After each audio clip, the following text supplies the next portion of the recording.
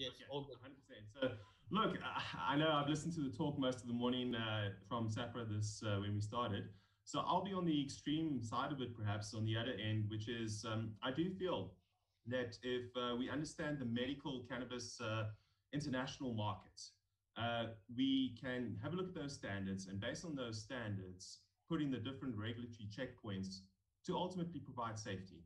So a lot of what's been discussed today, medical cannabis standards or pharmaceutical standards are extremely tight and really specific due to the nature of that product being supplied to a vulnerable potential patient. But bear with me for the next 20 minutes, because what I would like to do is, in this sector, I'd like to just let everyone know how extensive the testing is. And then from that, ultimately government and legislation needs to decide what gets implemented. So let's get kicked off into the next one, which is, I always like to start with the end in mind, and I'm just going to minimize the display panel here. So quality assurance around flower, and I'm going to use the most extreme form, which is GMP flower, often considered international flower. I'm going to just kill my video here as well for a second. Oh, it should be fine. I'm going to discuss what the people mean and infer by GMP flower. Essentially, cannabis is cannabis. So the distinction really comes down to is, how does a pharmaceutical company define this? And for that, we need to just quickly look at GACP, which is good agricultural collection practice, good agricultural and collection practices, GMP, good manufacturing practices.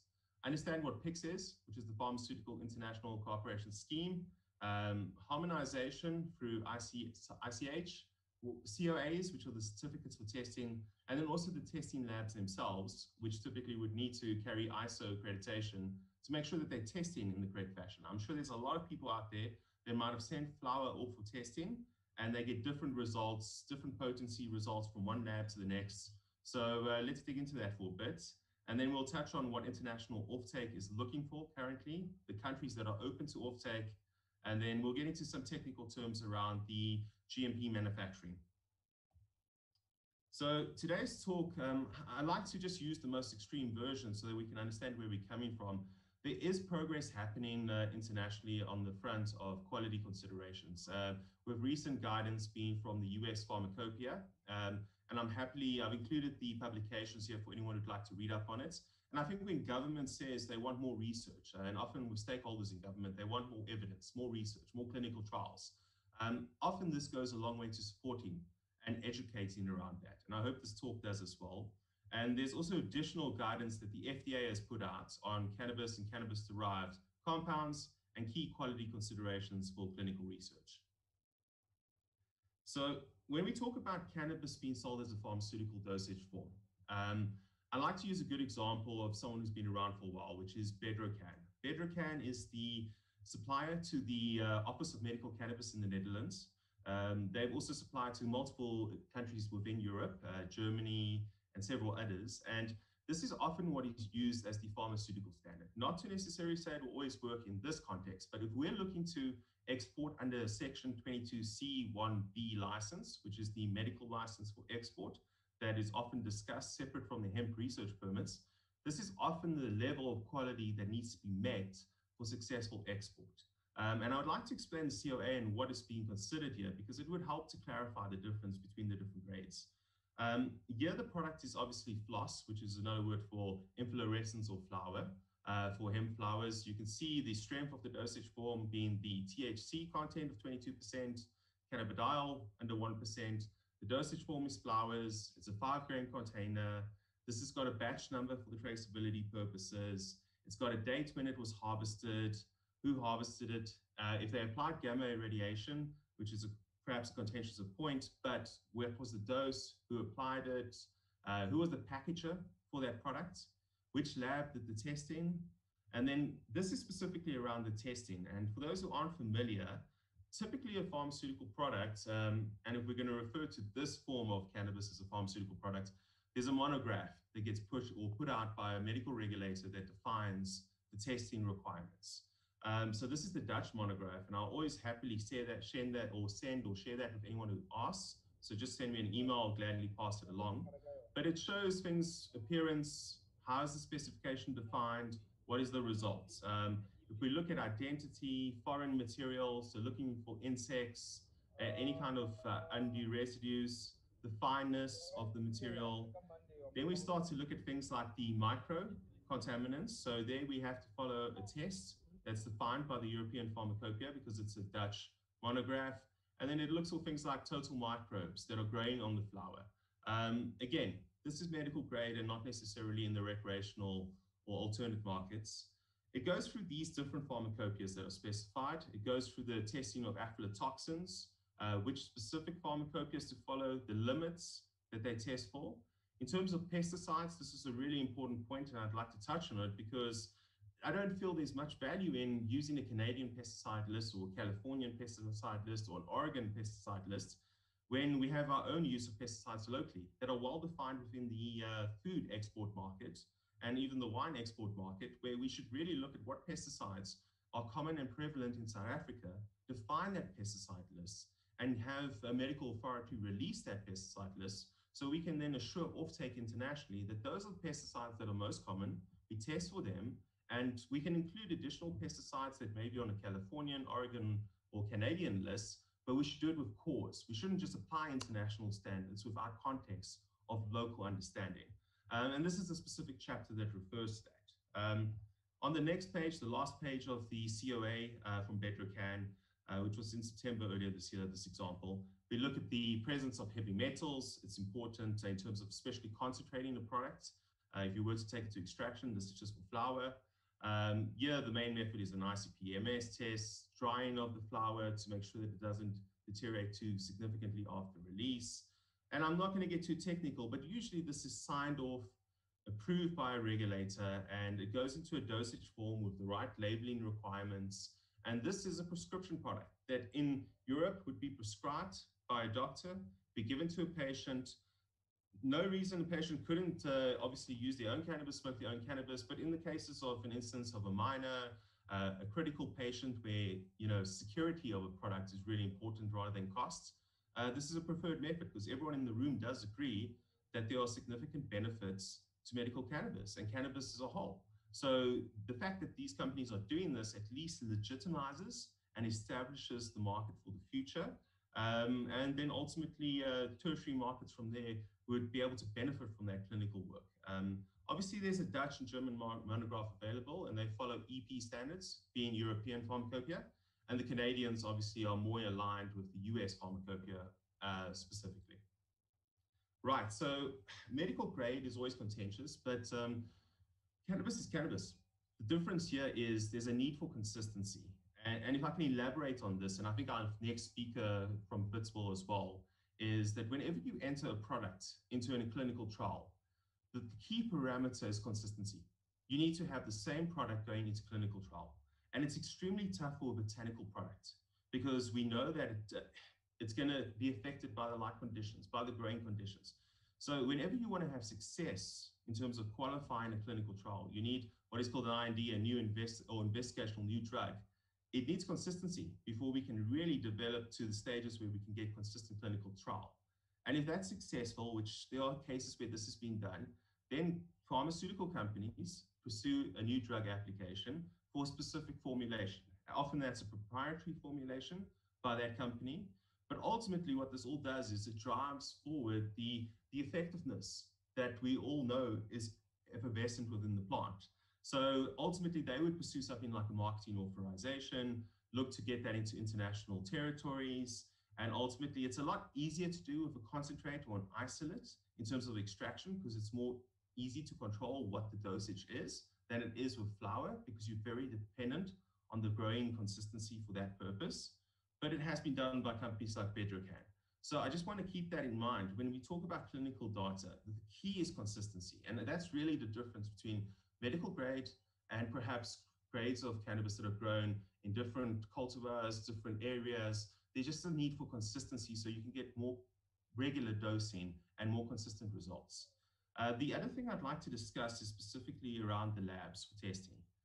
There's definitely standards around testing, but for me, we have to focus on stronger consistency within lab testing. The need for standards to be, the shelf life of those standards. Often there might not be, let's say there's a lab that doesn't do a lot of testing frequently, and they've got some old standards of THC and CBD and any other minor cannabinoid, and they compare their tests using that standard. It's really important those standards are up to date, accurate, because your results from sending off a test are going to be affected by that. And there's also a need for stronger harmonization, which just means consistency ultimately within the testing community, so that there can be proficiency testing for those facilities. It needs to be that if one test result comes from one lab, you should be able to send it 4 accredited labs in the future, and they should all give the same results. And the intent of this is really clear, which is establish safety, efficacy, and quality. And that unfortunately has a cost within medical, not to say there are obviously avenues to pursue in terms of recreational and nutraceutical and cosmetic and the rest. Jumping ahead, this is a very technical slide. It's usually for my international audience in discussions, along with anyone in offtake. But it's a good slide because I've put it together myself. So please take it with a pinch of salt, because it's one where there are a lot of different USP chapters that apply to the different test methods, as well as European guidance that applies to testing. But I'm going to use the example of potency, which is most commonly known. Potency can be tested many ways. TLC, which is thin layer chromatography, high performance TLC, GC. It can be tested by infrared, NIR, FTIR. There's a couple methods. The benchmark is HPLC, and I know it's very technical, but that's high performance liquid chromatography, and then potentially mass spec or more precision analytical devices. But there's some issues around sample prep. Just know ultimately that whatever method you use for testing, that you need to look at sensitivity and specificity of that test. And this is often guided or advised by different chapters in terms of validating that method so that you can get consistent results. And just to give you an example, these are all the different types of equipment that you would need for the different types of tests. Ultimately, it's a question about, do we do third-party testing, in-house testing at a facility? What is mandated from the regulator? Ultimately, all these tests are important if you're looking at international export. Things that are becoming more important are things like the packaging. Are there extractables in the packaging, the types of plastics or glass that's being used? In residual solvents, that's really important around extraction. So you need to know what residual solvents are being used or what extraction solvents are there, testing for the residuals. If you really want to go into this, and I know it's very technical, call me if you'd like, but 561 gives guidance on botanical drug development. So essentially, articles of botanical origin. I'm not going to stay on this. I'll move on because I'm sure there'll be questions related to this. It is expensive. It does cost. But when we talk about medical export, this is usually the level of control that is needed to facilitate the sell price. And this is where you get those crazy prices, I suppose, of €2-3 a gram in terms of sale internationally on flower. The additional thing to note is that there is meth validation that needs to be applied to any testing, which means you need to validate that equipment for accuracy, precision, repeatability, specificity. What's the limits of detection, the limits of quantification, the linearity and range. There's guidance on how to do that. There's pharmaceutical chapters on how to do that. The ultimate aim of this is to make sure that what you're testing for is consistent and repeatable. And when we are involved in a product that's combusted within the lungs of an individual, you want to make sure that there's safety there, especially when we look at the different layers of commercialization. For now, it's only export facing, which means we have to be tied to this standard. But in the future, as that changes, we obviously have to choose what gets applied for local consumer use. In terms of standardization, look, ultimately, globally, there's a need for consistency. It's not there. From engagements with different off-takers around the world, getting consistency is vital. Getting consistency on the labs in terms of the ISO 17025 accreditation is important. Consistency of the methods. You don't want to have a situation where you test locally with 1 or 2 labs for the quality of your flower or extract. You export it to Australia or you get it out to Europe. And then when they test it, they get a completely different result and they destroy the product or return to sender. I mean, then no one can survive that ultimately. So we need to get consensus on that. We also need to get validated methods on, internal standards, the stability of those standards. The need for harmonization and consistency needs to always be discussed. And I'm very passionate also about the discussion around the pesticide debate. What are the pesticides that need to be standard? Because the rest of the tests are pretty standard across region. For me, pesticides is something that needs to be looked at more closely. And locally, we need to get that right if we want to have a successful export market and really get the medical side of things going, which we are currently allowed to do for a Section 22C1B license. This is very pharmaceutical in its nature, but essentially GACP is being applied to the cultivation. GMP is being applied to the extraction and manufacturing. I'm going to touch on this just 2 seconds after this slide, because there's some distinctions that I think we need to discuss in terms of dietary supplement versus pharmaceutical. One thing that is really promising for South Africa, and I need to highlight this, is the Pharmaceutical Inspection Cooperation Scheme. South Africa is the only African country that's part of our regulator, SAHPRA, is part of an international group of 54 countries, including most of North America, Western Europe, Argentina, Australia, and Japan. And essentially, these country regions have the same standard when they talk about medical GMP. There has to be inspections like the EU GMP inspection for different regions, and we can go into those details. But this is the advantage South Africa has in Africa, and Lesotho doesn't have PICS approval. Their regulator is not as stringent as SAHPRA. And I know for a lot in the room that's a problem, that they're so strict. But the benefit of a strict medical regulator is if everyone works in an efficient, processing, fast manner to get documentation approved, licenses inspected, implemented correctly, we can actually be very competitive in the international export market, provided we focus on getting the GACP model approved and not the indoor GMP model approved, because then we're not as competitive. And I think we have great potential here to do that. We need passionate, driven individuals to drive with the regulators to ensure that South Africa really gets medical cannabis on the map. And if we understand medical, the rest of the trade and dealing clauses will be a lot easier to handle, because this is the most stringent version to be implemented. So if we can get this right at an international level, the rest is relatively easy. It's just one of policy and approval and education and framework. So for me, that's a bit about the regulatory framework. I want to talk about offtakes. It's important to know. I always say whenever you're export facing, focus on a country that has a medical program. We don't have a medical program here really, because you have to do a Section 21 application to get individual medical approval for cannabinoid content outside of CBD, which is Schedule 0.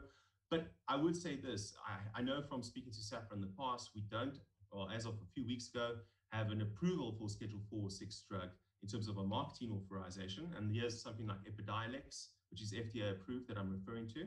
But Australia, Israel, Germany, these are countries that have medical patients. And those medical patients is a great way for, if a doctor can start prescribing a product, it informs the entire public around what medical cannabis is.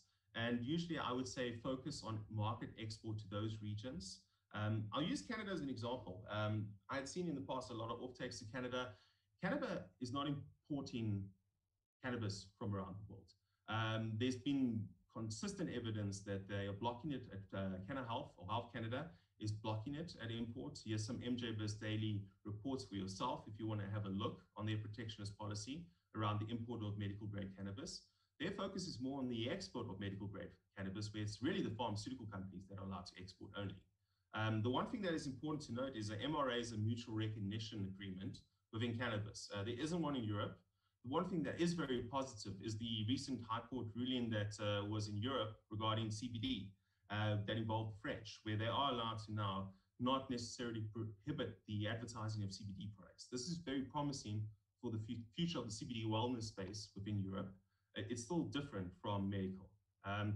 Clarity needs to happen on COAs and testing. Again, I've discussed this briefly, but it's always a very long conversation to get into. Stability, really important when we want to make shelf life claims around a product. Any pharmaceutical product that goes to market, and even consumer products that go to market, have to go for some form of stability testing, proving that the product doesn't degrade unnecessarily.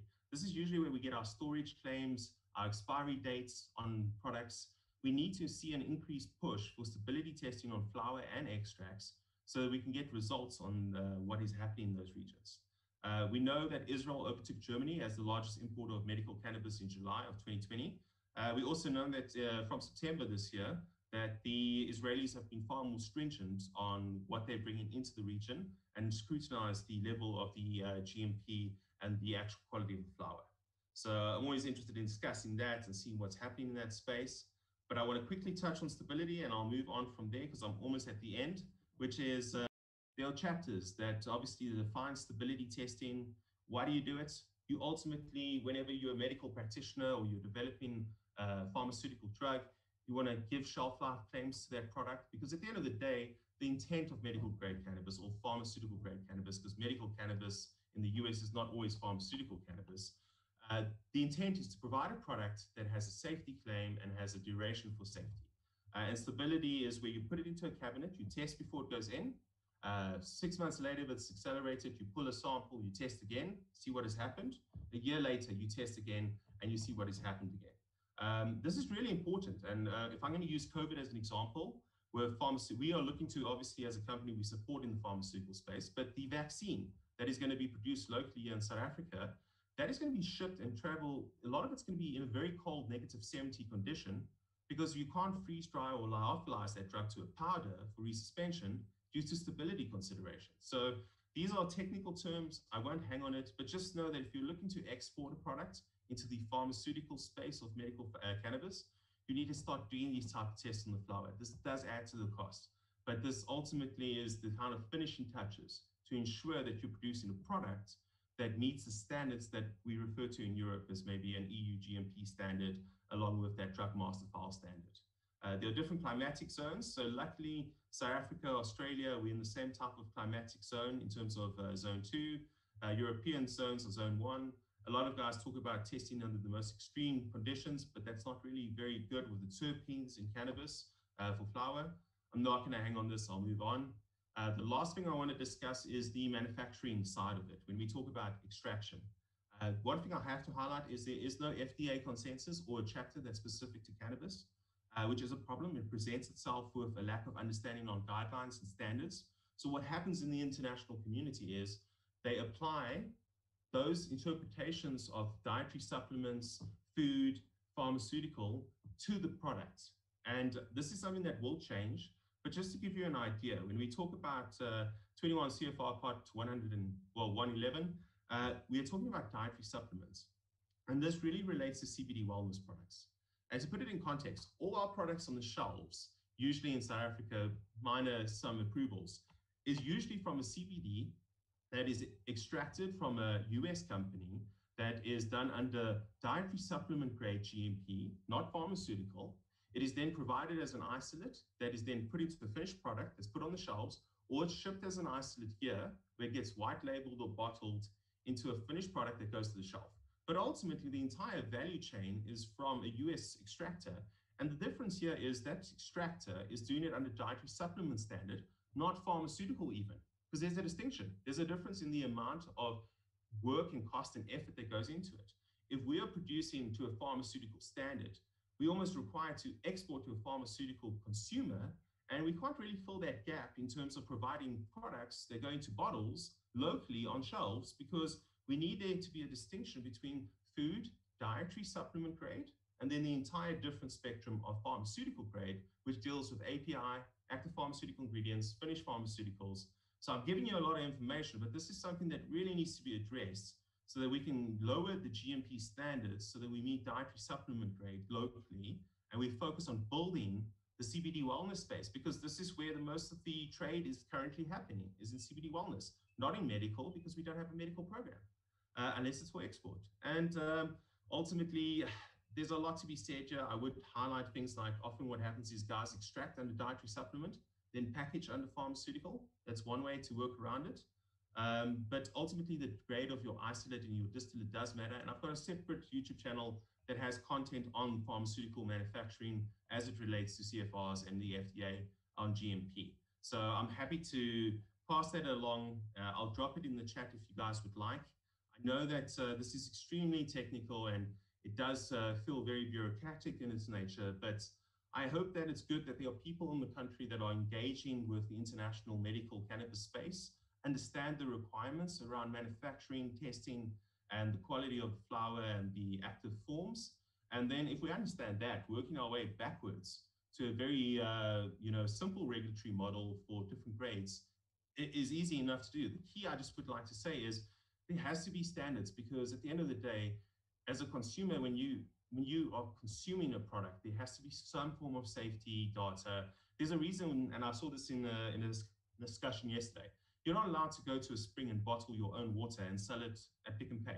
There are certain standards that apply, and those are good things. There's a need for certain standards. It just needs to be perhaps outside of the medical framework for certain products, and we need to get the right legislative framework in place to facilitate that. And again, I would hope for more engagement within Parliament and government so that these distinctions can be made, and we can put in the different frameworks for the different grades, because at the end of the day, if we're going to succeed, why not succeed internationally on medical and get it right locally on recreational and other points? So I hope that wasn't too overbearing in terms of the technical information, but I want it to be accurate.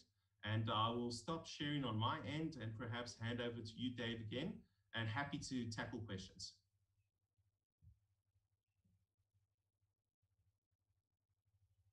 Thank you, Jeff. Thank you for that.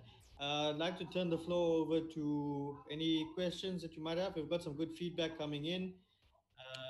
Is there anyone that has any questions for Jeff?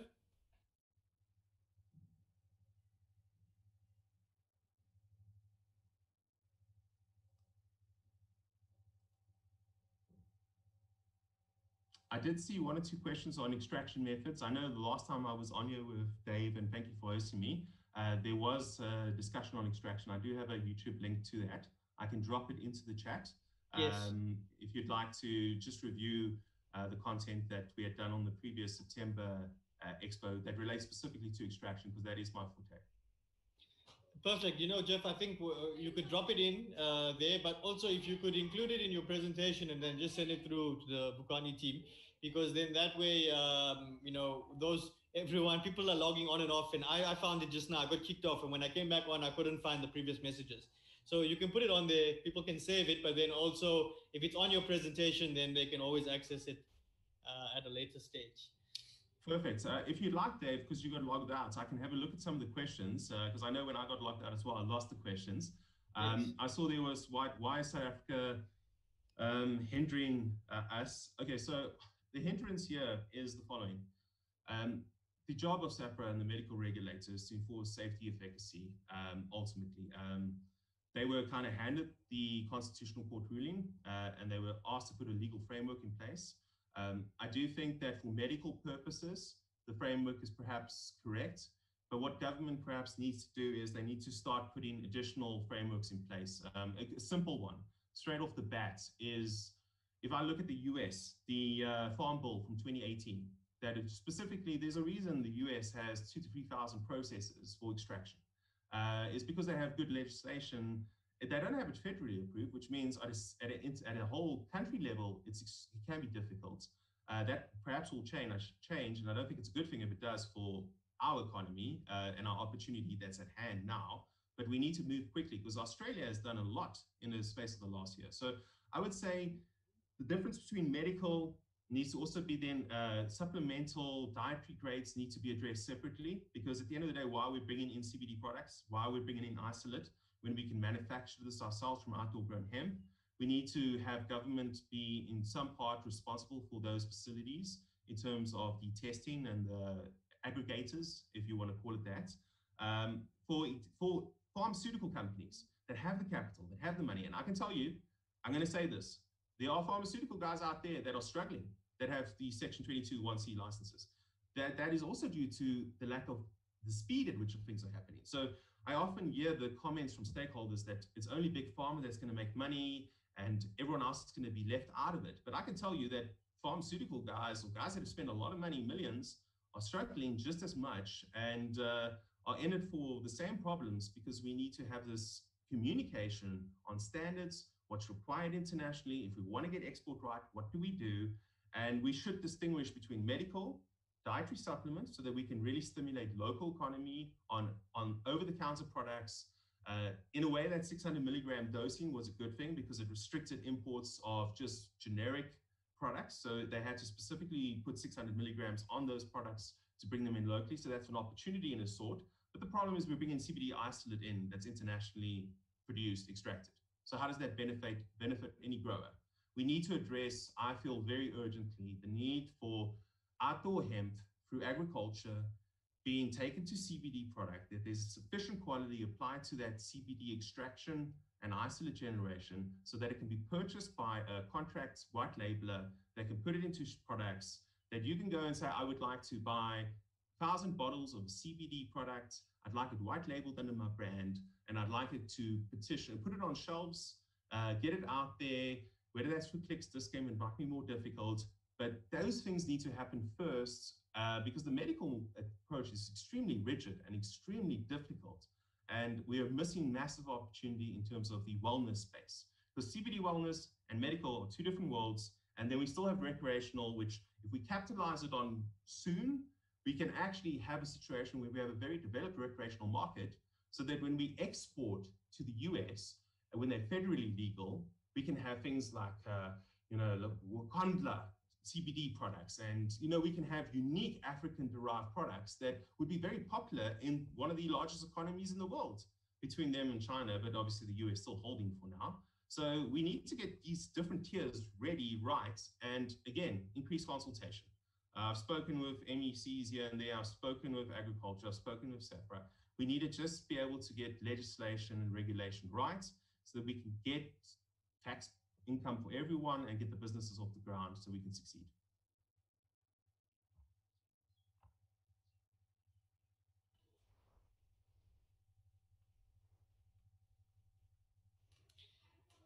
I think we had a question from Vessel. Vessel had his hand raised. You want to just unmute and enable your audio, Vessel?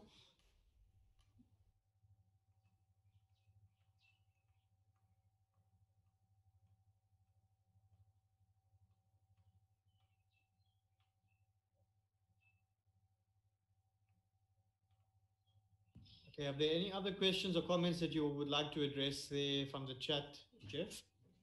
I saw there was one or two questions around GMP, EU GMP. I have some chats that maybe go a little more specifically into that, so I'll add that on the link here as well. I saw Rolf had a few comments and points. I'm glad to see that there as well. Again, I always look to create this type of content. So what I discussed today is very technical. So I do have it preloaded on YouTube as well. So I'm happy for guys to have it. A lot of people don't want to share in the space, and I understand why. But for me, it's really one of, we need to get this industry to move, which means I'm very happy to share content and put out content so that the industry can move as quickly as possible. And the need for evidence and research that is required from stakeholders is available.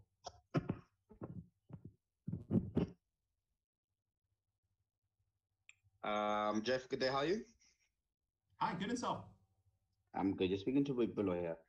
Just a quick question. You say you've spoken to the regulatories and the regulatory boards, let's call them regulatory boards, whether it's staff, whether it's Department of Health, SAPRA.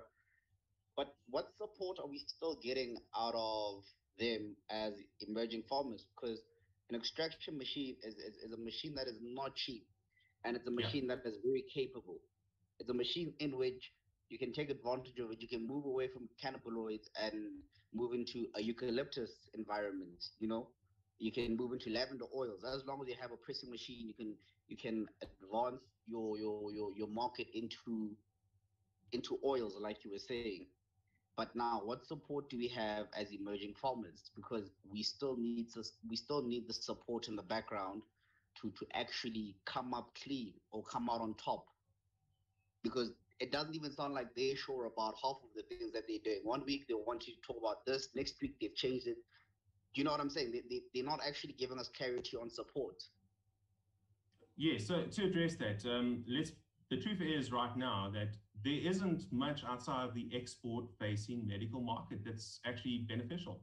There is some now, since May 23rd, there is some opportunities that were created around the CBD Schedule 0 products, but there needs to be more engagement on how do we get to a point where we are able to source locally derived CBD effectively into those type of products. Because I think that's perhaps, if we can get approval, and depends what agriculture wants to fully take over in terms of that, because if they just take over industrial hemp, that's going to be great for materials that go into BMWs and those opportunities around hempcrete. and Tony Budden's very prolific in this area. Those would be opportunities for industrial. But if you look at the US, and I think it's maybe good to look at the US as a model, is their CBD market is dietary supplement.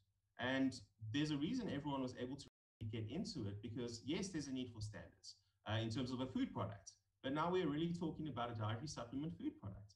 And I think if we can start putting those type of, firming that up more definitively, we have an opportunity for people to get into the food side or dietary supplement side and cosmetic side more easily, where I saw comments on cosmetics this morning, because at the end of the day, we can clarify the route to market in cosmetic and food. That's significantly easier to do than to try to get into the medical space. And medical for what? Medical for export. So now you really are putting yourself up against the wall, because we are basically forcing it. You need almost have 100 million to get into the game. And that really is the situation we have to address, is how do we capitalize and align regulations so that there are lots of, you go right now and get a CBD product. Why is it that that's not locally derived? And how do we do it? Because we do have expertise. We are a third and first world country. We have experts in different fields. We are part of PICS, so we have great pharmaceutical standards, but we need to bridge those gaps. And I would say focus on CBD wellness in the short term, because that's an area where we can get a lot done in terms of products on the shelf that have an understanding on safety, and then all these additional points in terms of the rights of the traditional healers. All of that will have to then, as long as there's forms of testing throughout the value chain, we're ultimately protecting consumers that are combusting a product in their lungs. And that's what we have to do. Tobacco is very clear on how they control tobacco. Those models can be used for cannabis. And they're not, they have certain inhibitions, but it's one way those are good models to replicate or to copy or to apply, because tobacco is a pretty clear understanding of how the value chain works and how to utilize that and implement that for cannabis flower. Hope that helps. It does. Yes, it does. It's just a lot of information to take in. It's just a lot to take in. No, understandably. But like I said, I put content out so that anyone can go over it at a later point, because it's not an easy pill to digest, all the information out there. But again, I always encourage communication, and this is why I enjoy these events, so we can see the full spectrum, because I'm definitely on the extreme spectrum, because my market is medical export facing, and it doesn't address a lot of the concerns everyone has had today. Thank you very much, Jeff. Thank you. I'm not sure if Kums wants to ask a question.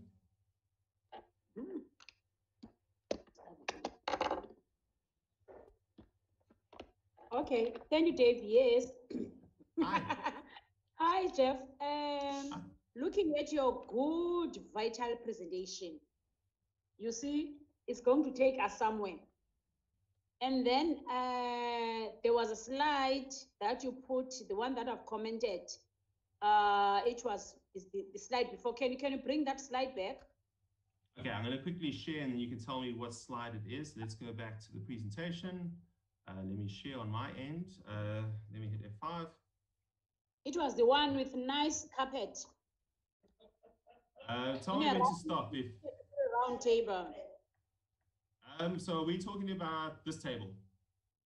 This round table. Round table. Just tell me if you see the one, and then I can stop. Okay. I'm trying to see which one it was. This one had a lot of details on testing. Oh, the round table. You mean this here, the pharmaceutical framework? Yes. Yeah, good. The one with the regulatory framework. You mentioned when you were doing your presentation that the SAPRA in this one was not there, something like that. Yes. Is it so yeah, go ahead. When I look at this nice round table, you can see that these are the people, these are the business people that know what they want. So now I understand that there are others that have got the license, and you mentioned of the GACP, GMP, and all that, good manufacturing practices versus wara. And then under this regulatory framework. One other thing is that, is it possible for the, how can I put it? For the big bosses that are already in this stream to partner with the indigenous people or the farmers or the growers. Like, for instance, if you are in a construction, if you're having the lower grade, you can work with the higher grades. Is it possible? Because when I look at the form for licensing, before you do anything, it's complicated. It asks you so many questions, how you understudy and all that. Is it possible for us not to be a talk show out of your vital good presentation, so that if maybe you can say, in Eastern Cape, let us take through growing up cannabis industry, whatever, so that they can work with those people that are in that round table. Because I understand that there are also investors in that big table. It's not like any ordinary people that are there. Then each and every province, so that you can have what is it, a case study, whereby you'll say, out of the presentation that you made on the 27th of November 2020, so let us take 3 farmers in Eastern Cape, let us take 3 farmers in Free State, let us take 3 farmers in the whole provinces. We are 9 provinces. Therefore, maybe take 3, 3, 3, 3, 3. And then said, okay, those are the farmers that we want to train them for, because you're talking about the exporting. I like that. There are so many things, customs and all that, so that we make it a point that each and every province must have a license. Out of that license, they must export, yes, so that we can see whether are we going forward or are we going backward. For instance, myself, tonight I'm not going to sleep because I'm so excited of what you presented. Thank you. So thank you for that comment. We are even having people that are doing researchers from universities under this roof that we are in now. So we want this to be practical. So let me answer the first part of that question, if I can. If you want to succeed with that, we need to start looking at things like a central aggregator. And I think this is important. If you have someone that's responsible, now there's a couple different models. Medical is tough because there's a lot of stringency, but CBD, in terms of CBD or wellness side, is less stringent to some extent. So what needs to happen from a structural standpoint is you need someone responsible for quality at the end of the day. And if that's an essential aggregator, and there are different models, but if you, for instance, supply genetics and you do training well, I wouldn't say retraining, they know how to grow a lot of individuals, but it's a question of growing according to, don't use, have a water control on pesticides. Do not allow people onto site that can bring foreign objects and materials to your facility. That kind of training. So SOPs, standard operating procedures, quality management systems like QMSs, that's more the training I'm referring to. I'm not saying they need to train how to grow the plant, they know, but how to do it in a way that they catalog it so there's traceability for what has been done. So in case, let's say, for instance, we have an aggregator that's responsible for testing that quality of that product.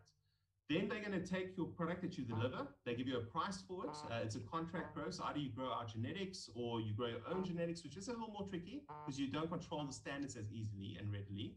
But if you grow a genetic provided, you give it to them, they test it and it passes, then things are ultimately pretty easy in terms of approvals. The issue then is more on the cost of that testing. It can be supplemented from taxation, potentially on putting extra costs on imports of CBD. We can discuss all of that, but you need someone responsible for testing quality at a certain point and identifying pitfalls.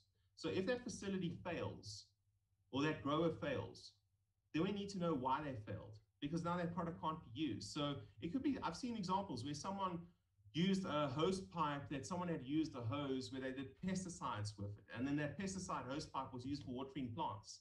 And now there's trace pesticides. It's simple things, but you need almost quality written procedures and written following of like, you do this, you do that, I did this, I sign off, I weighed the bud, I cured the bud, I dried the bud, everything that has happened so that you can identify, oh, we've got micro and aflatoxins that now fail the test, so we can't export the product. Where did we go wrong? And that's where there needs to be, who's going to pay for the training? That's always the big question. This is where government should get involved with potential aggregators that then oversee, let's say there's 50 farmers that fall under an aggregator, or 500 farmers that fall under an aggregator for an area. That aggregator is going to have to do the testing, the quality assurance, but also ensure that that filters downward to the very bottom of the value chain and the initial seed, soil quality, the water quality, the pesticides on site, if any. Like, that's where we need to almost have the training come from the aggregator. And let's be honest, Big Pharma wants to just do it their own way and go their own thing because it's quicker to implement. But if government wants to involve in that concept so that they can facilitate an aggregator that's responsible for job creation and facilitating that value chain and identifying where the problems are when product fails. Okay, the follow-up question on that, Jeff, is we are intending to make the documentation that is going to be presented with the president. Automatically, president is the government. So I talk about the government. Is it possible in that team, maybe Dave is going to identify the people that are going to go there. So is it possible for us, because now we're looking for job creation. We are looking for, because there's a lot of job loss and all that. So if you are coming with the angle of capacity building, of skills development, so that the international offtakes, sales that you're talking about, so that when we are going to go to the president and present whatever that we're going to present, at least so that we can put flesh on those bones, so that even the person that is on the other side can hear what is happening. So before I made my presentation, I'm just putting that because I listened to your whole presentation and it's exciting, and it can take South Africa to the other level. It can also increase even the GDP of the Republic of South Africa as a whole. But working together, as we're saying that, well, whatever that we're going to put to the document, we also need the side of the capacity building. And what you are presenting, really, this is where we want to go to. And another thing, lastly, people from other countries, they used to say that South African soils are good in climate, in topography. So the ganja or the cannabis that is going to grow in South Africa can even have more value compared to other countries, looking at the agroecological zones of the whole Republic of South Africa. So those are the things. Hence, I'm also having in my mind that when we are going maybe to make that presentation, we need Dave also to organize, to have agronomists, because agronomists are the people that are going to tell us what is it on the soil, what is suitable, which cultivar or which strain is suitable for what. Thank you so much, Dave. Thank you. I just had a comment there. Look at the wine industry. South Africa has a very good, mature international wine industry. It contains alcohol, which is a controversial subject, just potentially like cannabis could be. I mean, if we look at the wine industry and the success of South African wine, it's not that hard to implement this. It really is a question of applying good practices from an industry that's dealing with international export as a primary market often. Wine is a perfect example of certain quality controls, food and beverage. It's being consumed by the public en masse. What are the liquor licenses have a place in terms of potential recreational markets? Wine is a great example. Tobacco is a great example. We don't have to reinvent the wheel. We don't have to necessarily always use the Canadian indoor approaches, but we've got to look at the best from everywhere and apply that and just discuss this with the right stakeholders and perhaps the right experts with their own niches so we can successfully have a full picture.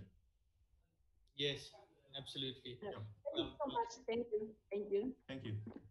I fully agree with you there as well, both Jeff and Pumza. Thank you, Pumza. Enjoyed your feedback on that matter, and I think, yeah, I do agree with you. If we come together like that, it's much more of a strategic approach, and then we are not going to go back and forth and back and forth. When we present a holistic approach and a solution. So I think we should take some of it offline, because we now need to start, like you say. I like what you said about us no longer being a talk show, but more of a doing show. So exactly. I think we should, definitely try and take it offline and engage and maybe form a group and push this forward with all of the stakeholders and everyone who puts up their hand. It's obviously an open body to as many participants as possible.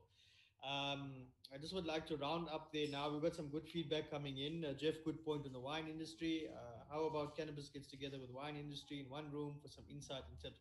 That's actually a good idea. Coming. Yeah. Yeah, that's definitely coming. CBD is coming into beverages. I mean, Constellation Brands was the first indication a couple of years ago. So that's going to be massive. So we may as well start early. Absolutely. Yeah. I fully agree. I just want to round up now. We're just a bit tight on time. So if you have any further comments or questions for Jeff, please put it into the chat section. Jeff, guys are asking for that link. So put in the link and also your contact details. And then you can amend the presentation later on to also include the link and send that out. But thanks. It was good chatting with you. And hope you'll stay for the rest of the conference. Perfect, I will. Thanks. Okay. Thank you. So